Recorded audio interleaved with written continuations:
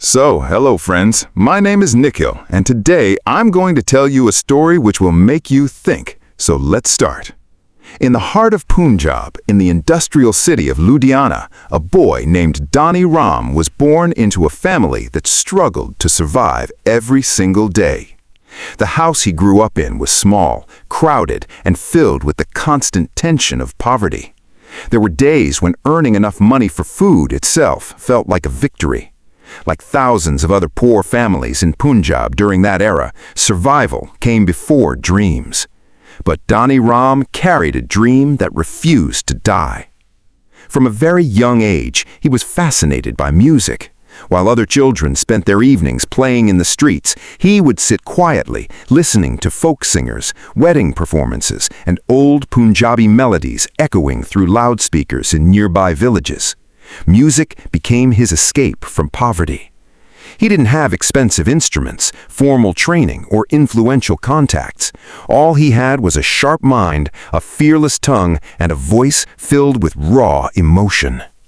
As he grew older, reality hit hard. To support his family, Dani Ram began working at a cloth mill in Ludhiana. The work was exhausting. Long hours, sweaty factory floors, loud machines, and barely enough wages to survive. Every evening, tired workers would leave the mill with defeated expressions on their faces. But Dani Ram was different. Even after spending the entire day doing labor work, his mind remained occupied with lyrics, rhythms, and melodies. He started writing songs on scraps of paper whenever he found time. His songs were not about fantasy worlds or poetic imagination. They were brutally honest reflections of Punjabi society. Village life, broken relationships, desire, alcohol, betrayal, ego, youth, and everyday struggles. He wrote in the language ordinary people spoke at home, in fields, and at roadside tea stalls. That honesty would later become his greatest strength and the biggest reason for controversy. Slowly, he began singing at local gatherings and small events. The moment he stepped onto the stage, people noticed something unusual about him. He didn't sing like a polished classical artist. He sang with fire. His energy was explosive, his lyrics bold, and his confidence unmatched. Crowds who initially ignored him would suddenly start cheering loudly within minutes of his performance. People felt connected to him because he sounded like one of them. That was when people started calling him Chamkila, the one who shines, and the name stayed forever. Soon, Amar Singh Chamkila became more than just another local singer. His popularity began spreading rapidly across villages and towns in Punjab. Audio cassette culture was booming during the late 1970s and early 1980s, and Chamkila's songs started traveling from one village to another at incredible speed. Tea shops blasted his tracks on old cassette players. Truck drivers listened to him during long highway journeys. Farmers played his songs loudly in fields during harvest season. His rise was unstoppable. In the beginning, Chamkila mostly performed alone or with different female singers, but destiny had something far bigger planned for him. During one of his musical journeys, he met a young singer named Amarjot Kaur. The chemistry between their voices was instant and magical. When Amarjot sang alongside Chamkila, it felt as if their voices completed each other. His sharp, energetic singing blended perfectly with her soulful and graceful tone. Audiences became obsessed with their duets. Their performances felt alive, emotional, and dangerously real. People didn't just listen to them, they experienced them. Very quickly, the Chamkila-Amarjot duo became one of the most talked-about musical partnerships in Punjab. Their bond was not limited to the stage. As they spent more time together performing at shows across Punjab, their professional partnership slowly turned personal. Despite challenges and social criticism, the two eventually got married. Fans adored them even more after that. To the public, they were not just singers anymore. They had become icons.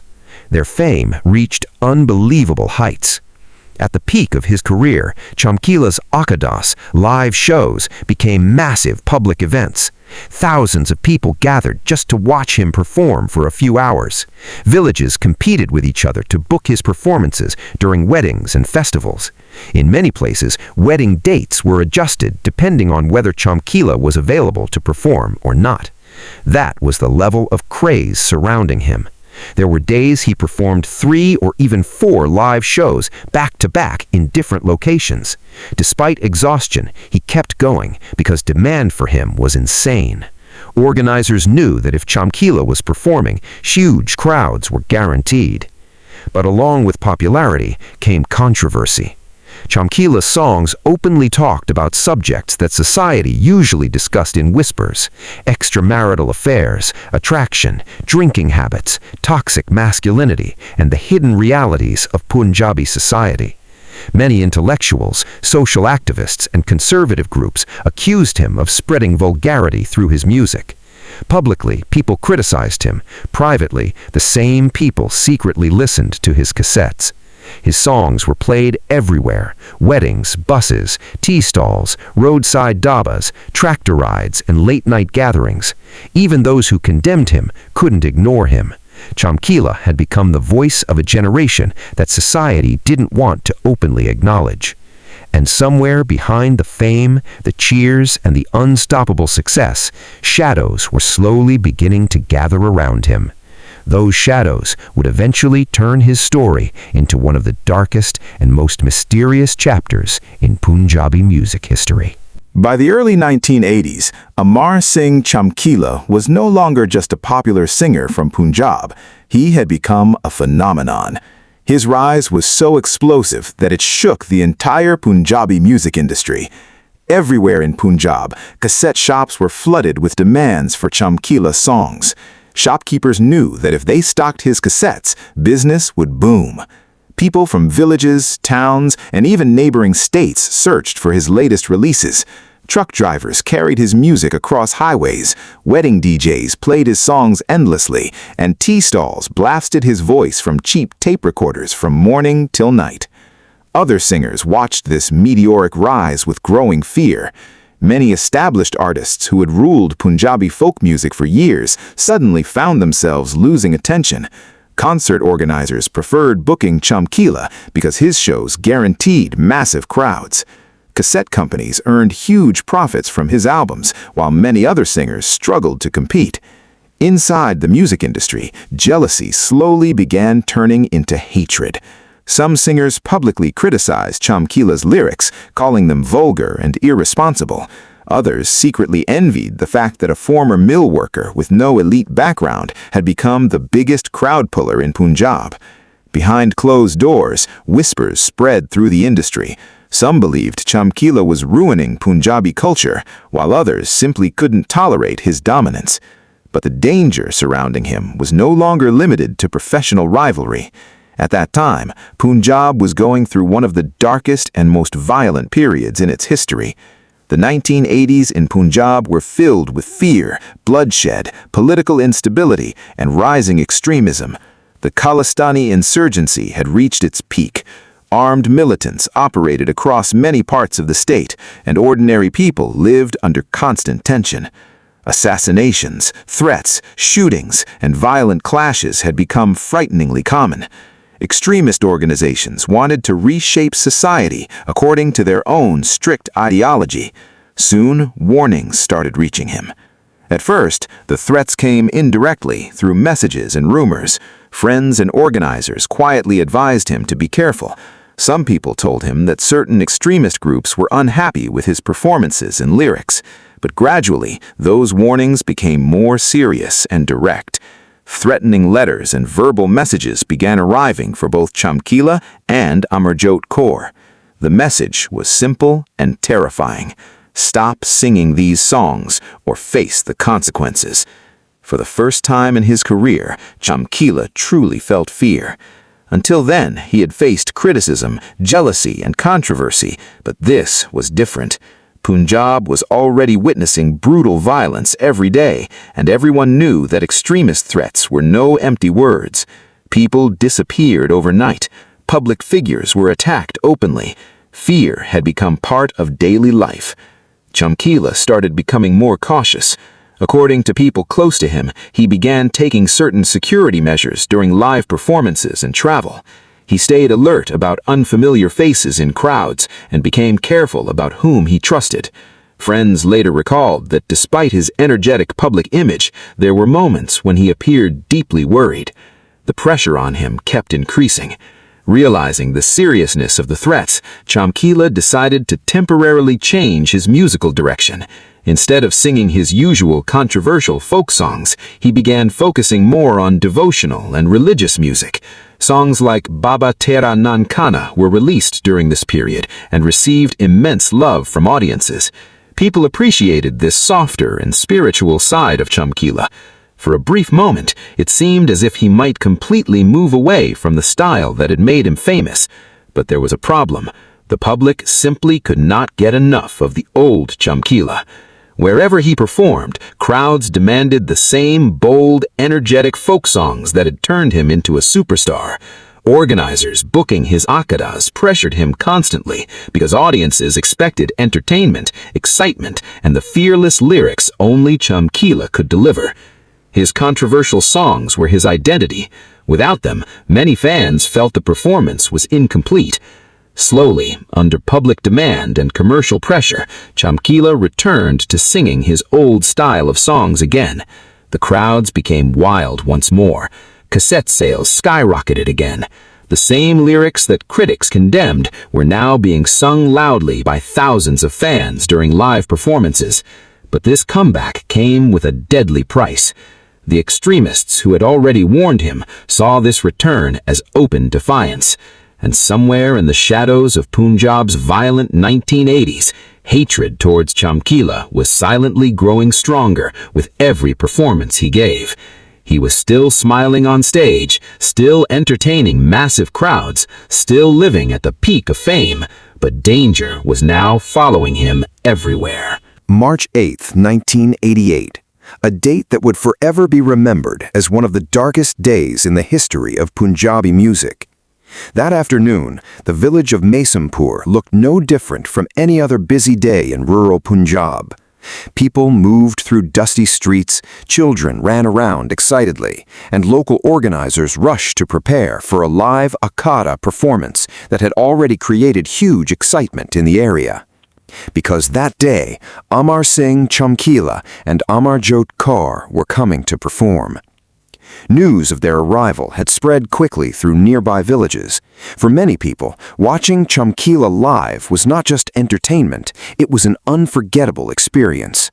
Villagers gathered hours before the show, hoping to catch even a small glimpse of the legendary couple. Some stood near the entrance roads, while others waited around the performance venue with excitement written across their faces. Nobody knew that within minutes, Punjab's biggest musical stars would be lying dead in broad daylight. Chamkila and Amarjot arrived in a vehicle along with members of their band and team. The atmosphere was energetic. Fans rushed forward to see them as their car stopped near the venue. Witnesses later recalled that everything seemed completely normal in those final moments. Then, suddenly, gunfire exploded through the air. 3 unidentified attackers, who had reportedly been waiting nearby on motorcycles, launched a sudden and brutal assault the moment Chamkila and Amarjot stepped out of the vehicle. The attackers were armed with automatic weapons, widely believed to be AK-47 rifles, weapons that had become terrifying symbols of Punjab's violent insurgency during the 1980s. Without warning, they launched indiscriminate fire. The peaceful village atmosphere instantly turned into chaos. Bullets tore through the air continuously as terrified people screamed and ran for cover. Some dropped to the ground in panic, others froze in complete shock. The sound of rapid firing echoed across the area, leaving everyone horrified. According to eyewitness accounts, the attackers targeted Amarjot first. As bullets struck her, Amarjot Kaur collapsed immediately near the vehicle. The crowd watched helplessly as the singer who had once mesmerized thousands with her voice fell to the ground in blood. Seeing his wife collapse, Chamkila instinctively moved toward her. In those final moments, he reportedly tried to protect or reach Amarjot, but the gunmen turned their weapons toward him next. A barrage of bullets ripped through his body, especially his chest, leaving him no chance to survive. Within moments, Amar Singh Chamkila, the man whose voice had once dominated every corner of Punjab, lay motionless beside his wife. Several members of their musical team were also injured in the attack. The entire assault happened within minutes. People standing nearby were too terrified to react. During that period, Punjab had already witnessed years of militant violence, and nobody wanted to risk confronting armed attackers carrying automatic rifles. Fear completely paralyzed the crowd. But what happened next shocked witnesses even more. According to multiple accounts shared later, the attackers showed no panic after the killings. Instead of fleeing immediately, they reportedly stood near the bodies for a few moments in complete confidence. Some witnesses claimed the gunmen even performed bhangra beside the corpses while firing shots into the air. It was a horrifying display of dominance and terror. The message was clear: they were not afraid of anyone. After the attack, the assailants waved their weapons openly and escaped on motorcycles before police could arrive. Nobody dared chase them. The fear in Punjab at that time was simply too deep. Within hours, news of the murders spread across the entire state like wildfire. Fans refused to believe it at first. How could the biggest musical duo in Punjab be murdered in broad daylight before a live performance in front of dozens of witnesses? Cassette shops, tea stalls, buses, villages, and city streets fell silent with shock. Radios and newspapers repeated the same devastating headline again and again. Across Punjab, people mourned not only the death of two singers, but the violent end of an entire cultural era. Chamkila was only 27 years old. Amarjot was gone too, and the mystery behind who ordered their assassination had only just begun. The stage that was supposed to echo with music, cheering crowds, and the electrifying voice of Amar Singh Chamkila suddenly fell into terrifying silence.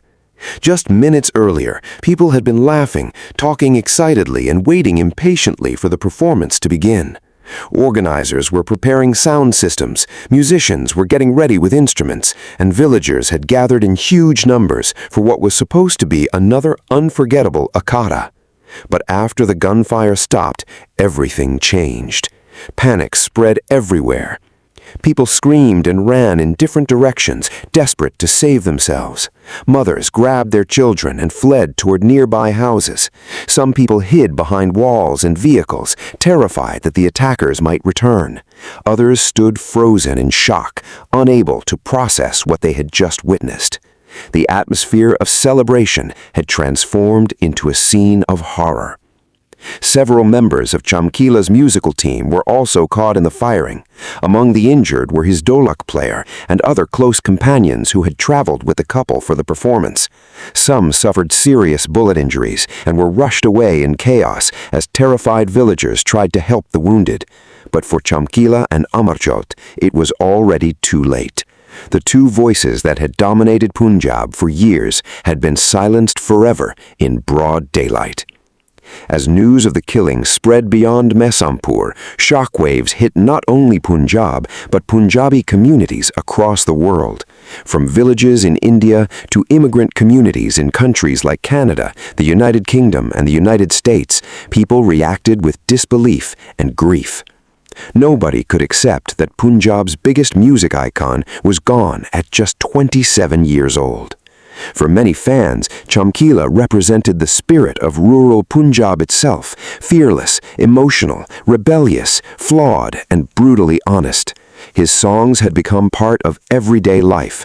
Weddings, festivals, tractor rides, late-night gatherings, roadside dabas, his voice had been everywhere.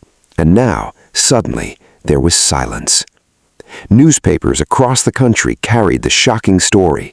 Radio discussions, local conversations, and political debates all revolved around one question: who killed Chamkila? When the bodies of Chamkila and Amarjot were taken for their final rites, enormous crowds gathered to pay their respects. Reports and eyewitness accounts described scenes of overwhelming emotion.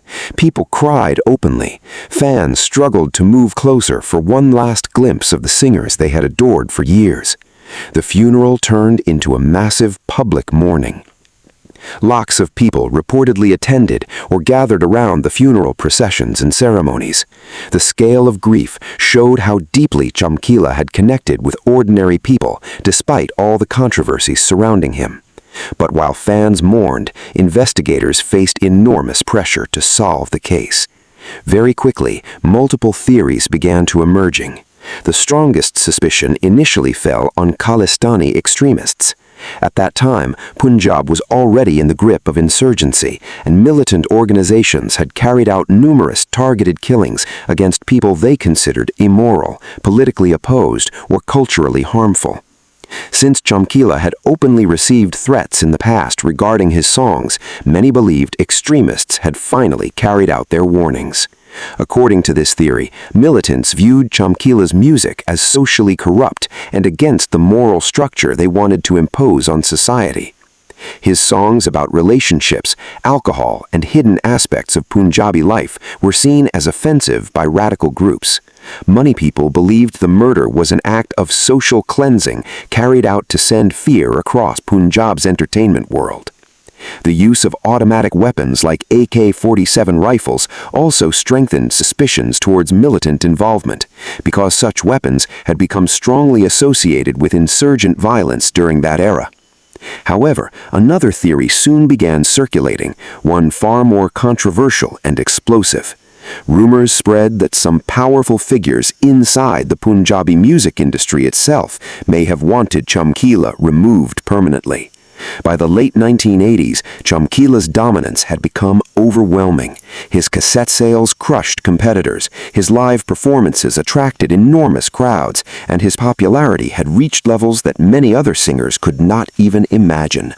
Some people within the industry were allegedly frustrated, jealous, and financially affected by his unstoppable success. This gave birth to a dark speculation. According to this theory, certain rival singers or influential individuals may have secretly hired professional killers, possibly disguising the murder as an extremist attack, to eliminate Chamkila from the music scene forever. No concrete evidence ever publicly proved this theory, yet the rumors refused to die. The mystery only deepened because the assassins escaped easily despite attacking in front of numerous witnesses. No one was officially convicted for masterminding the killings. Over time, the case became one of the most debated and mysterious unsolved assassinations in Indian music history.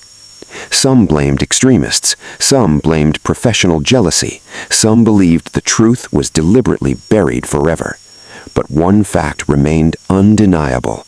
Punjab had lost its brightest musical star. And decades later, the name Chamkila still continued to echo through speakers, memories, and unanswered questions. As the investigation into the murders of Amar Singh Chamkila and Amarjot Kaur moved forward, more rumors, suspicions, and conspiracy theories began surfacing across Punjab. And one of the most sensitive theories involved Amarjot's own family.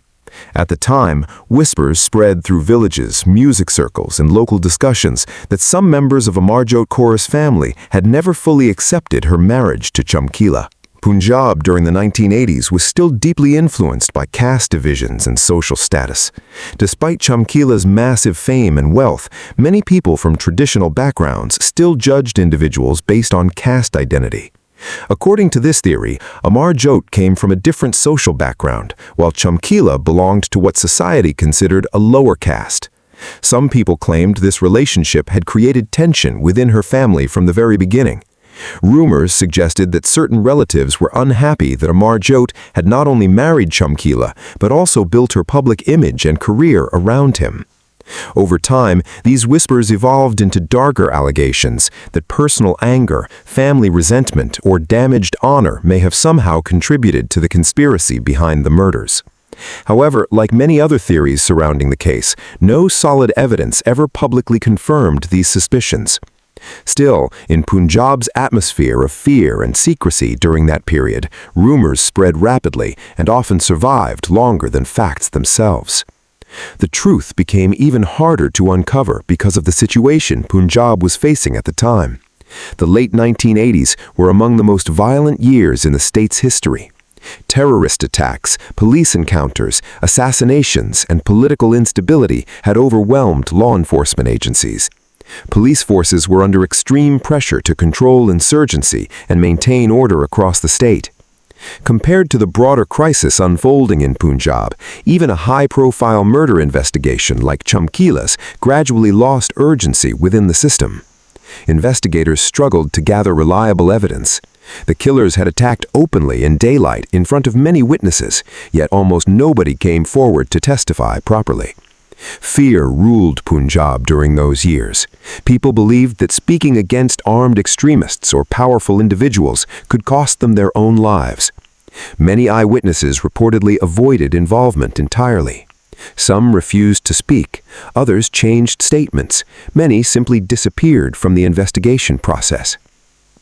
The atmosphere of terror silenced people more effectively than any threat could. As months turned into years, the investigation slowed dramatically. Despite intense public curiosity and endless speculation, police failed to make any major arrests connected directly to the masterminds behind the killings. Eventually, without a definitive breakthrough, the case file was effectively closed without justice ever being delivered. No one was officially convicted for planning the assassination of Punjab's most famous musical couple. And with that, the murders of Chamkila and Amarjot slowly transformed from a criminal investigation into a permanent mystery. But death could not erase Chamkila's legacy. Decades passed. Punjab changed, music evolved, cassette culture disappeared, new generations of singers emerged. Yet somehow, Chamkila's voice survived everything. Even years after his death, his songs continued playing across villages, highways, weddings, and Punjabi households worldwide. Young listeners who had never even seen him alive became fans through old recordings, remixes, and stories passed down by older generations. Modern Punjabi singers frequently described Chamkila as one of their biggest inspirations. Many admired his fearless songwriting, raw honesty, and unmatched stage presence. Others saw him as an artist far ahead of his time, someone who spoke openly about realities society preferred to hide. Over the years, documentaries, interviews, books, and debates kept his memory alive. More recently, films and modern retellings of his life introduced his story to a completely new generation, bringing renewed attention to both his music and the mystery surrounding his death. Even today, discussions about Chamkila rarely end with certainty. Was he killed by extremists trying to control culture? Was professional jealousy involved? Was it a personal conspiracy? Or was the truth buried forever in the chaos of the 1980s Punjab? Nobody truly knows. The real faces behind the trigger remain hidden even after decades. But perhaps the strangest part of the story is this. The people who killed Chamkila succeeded in silencing the man, but they failed to silence his voice. Today, the name Chamkila still lives on exactly as its meaning suggests, a shining presence. A star who rose from poverty, burned brighter than anyone around him, disappeared far too soon, and yet left behind a glow that time could never erase. If you liked the story, please like and subscribe to hear more stories like this.